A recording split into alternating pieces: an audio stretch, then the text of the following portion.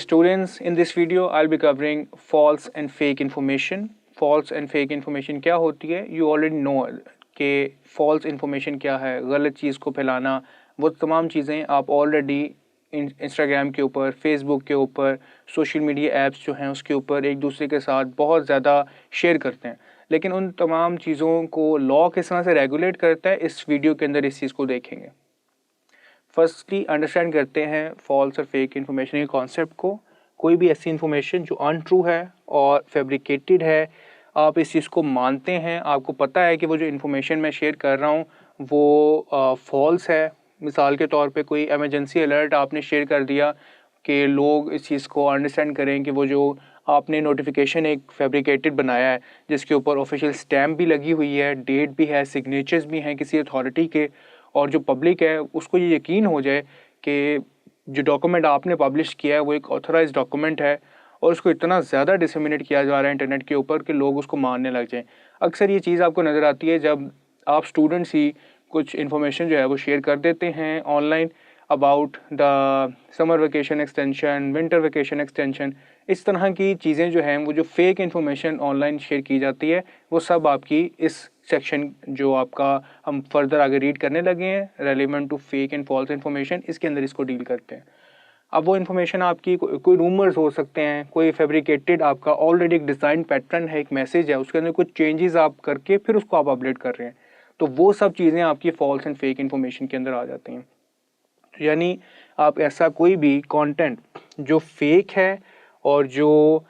आपको इस चीज़ की इन्फॉर्मेशन है कि वो इन्फॉर्मेशन गलत है और आप उसको शेयर कर रहे हो, ये बहुत ज़्यादा ज़रूरी कंपोनेंट है इस चीज़ को अंडरस्टैंड करना कि आपको खुद नहीं पता कि मैं एक इन्फॉर्मेशन शेयर करूँ वो फेक है तो फिर आप क्राइम ऑब्वियसली नहीं कंडक्ट कर रहे हैं, लेकिन आपकी इंटेंशन है कि मैं इस इन्फॉर्मेशन को शेयर कर रहा हूँ, तो यानी कि आपकी ज़िम्मेदारी भी है कि आप जिस इन्फॉर्मेशन को शेयर करें आप पहले उसकी सोर्स को कन्फर्म करें। अगर आपकी इंटेंशन इन्वॉल्व है इसके अंदर कंफर्म करने के बाद भी कि वो फेक इन्फॉर्मेशन है और उसको मैं फर्दर डिसमिनेट करूं, तो फिर आप क्राइम कमिट कर रहे हैं इस सूरत में। आइए देखते हैं कि लॉ इस कॉन्सेप्ट को फर्दर कैसे एक्सप्लेन करता है।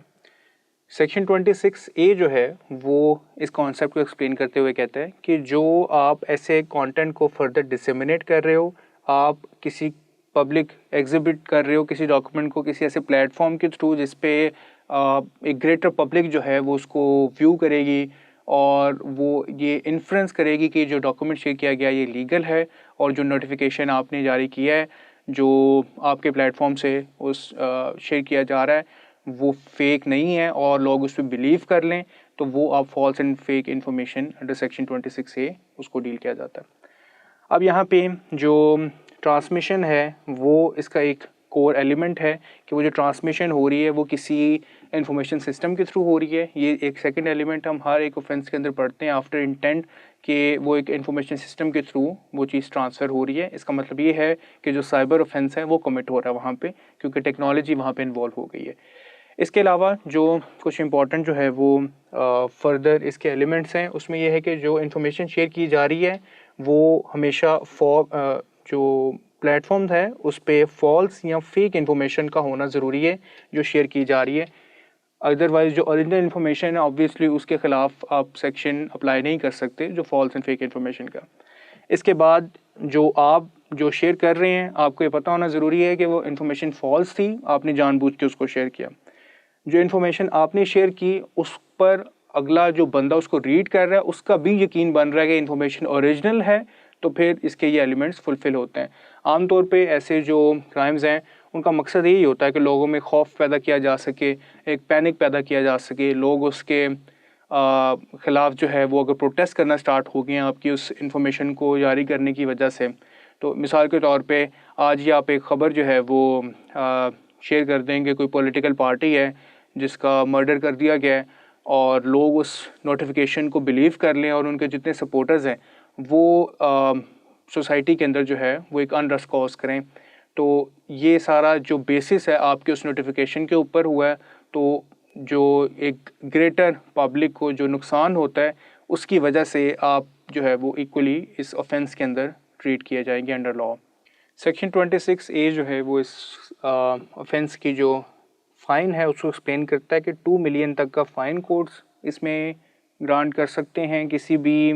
ऑफेंडर को 3 इयर्स तक का जो इम्प्रिजनमेंट है वो साइन की जा सकती है ऐसे ऑफेंसेस जिसके अंदर सेक्शन 26A अप्लाई हो रहा है। इस वीडियो के अंदर आपने सेक्शन 26A देखा और इसकी यही इम्पोर्टेंस है कि ये लोगों में जो मैस पैनिक है, एक बड़े लेवल के ऊपर एक डिसऑर्डर जो पैदा हो जाना, एक पैनिक सिचुएशन पैदा हो जाना, उसको प्रोटेक्ट करती है कि ये आम ना हो जाए। लोग ऐसी इन्फॉर्मेशन इंटरनेट के ऊपर शेयर ना करनी शुरू कर दें जो उन्हें खुद ये बिलीव है कि वो फेक इन्फॉर्मेशन है। सिर्फ एक फ़न की सूरत में एक इन्फॉर्मेशन शेयर करना या नुकसान पैदा करने की सूरत में सोसाइटी में उसका जो है ज़रिया बनना,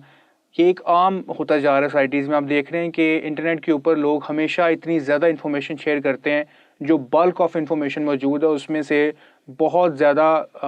जो इन्फॉर्मेशन का पार्ट है वो सब फेक एंड फॉल्स होता है और उसको फैब्रिकेटेड होता है। लोगों ने बिल्कुल भी उसको वेरीफाई नहीं किया होता और एक लार्जर पब्लिक उसको बिलीव कर रही होती है और फर्दर शेयर कर रही होती है। तो इन सब चीज़ों को कंट्रोल करने के लिए जो सेक्शन 26A इंसर्ट किया after the recent amendment in cyber crimes law, तो इसकी ये जो कंट्रोल और रेगुलेट करने का जो बिहेवियर है सोसाइटी के अंदर, ये एक पॉजिटिव इम्पैक्ट लेके आएगा सोसाइटी में। अब ये पार्टीज़ जो इसमें जो ज़्यादा प्रोटेक्टेड हो सकती हैं वो आम पब्लिक भी हो सकती है, वो गवर्नमेंट ऑर्गेनाइजेशंस भी हो सकती हैं जो जिनके ख़िलाफ़ आम तौर पे लोग ऐसी इन्फॉर्मेशन को शेयर करते हैं। तो एमरजेंसी की सिचुएशंस में या कोई नेचुरल डिज़ास्टर्स हो रहे हैं उनके बारे में अगर आप कोई फेक इन्फॉर्मेशन शेयर कर रहे हैं जो लोगों के दरमियान जो है वो एक पैनिक क्रिएट कर रही हैं, तो ऐसी चीज़ों को कंट्रोल करने के लिए सेक्शन 26A का होना बहुत ज़्यादा ज़रूरी था इस लॉ में। इसके अलावा जो फ्रीडम ऑफ एक्सप्रेशन है वो बहुत ज़्यादा आर्बिट्रेरली यूज़ किया जाता है। लोगों का ये राइट जो है अंडर कॉन्स्टिट्यूशन कि ये मेरा राइट है कि मैं बात कह सकता हूँ, इसके ऊपर एक चेक का होना भी ज़रूरी है ऑनलाइन मीडियम के ऊपर। मिसाल के तौर पे आप सोशल मीडिया यूज़ कर रहे हैं और वहाँ पे आप इस चीज़ की प्ली लें कि मेरा राइट है फ्रीडम ऑफ एक्सप्रेशन, जो मुझे स्टेट लॉ जो कॉन्स्टिट्यूशन है वो प्रोवाइड करता है, फंडामेंटल राइट है मेरा, तो मैं कुछ भी बोल सकता हूँ। तो वो जो कंट्रोल है मेरे ऊपर उस ऑनलाइन मीडियम के ऊपर, वो सेक्शन 26A जो है वो प्रोवाइड करता है कि मैं जो बात कर रहा हूँ वो ऑथेंटिक होना ज़रूरी है। मैं हर बात नहीं कम्युनिकेट कर सकता जिसका जो इम्पैक्ट है वो पूरी सोसाइटी के ऊपर या पूरे मुल्क के ऊपर जो है वो आए। तो इन सब चीज़ों का ख्याल रखते हुए सेक्शन 26A की इम्पोर्टेंस है और इस वीडियो के अंदर आपने सेक्शन 26A को ही सिर्फ देखा। फर्दर जो प्रोविजंस रिमेनिंग है उनको नेक्स्ट अपकमिंग वीडियोस में कवर करते हैं।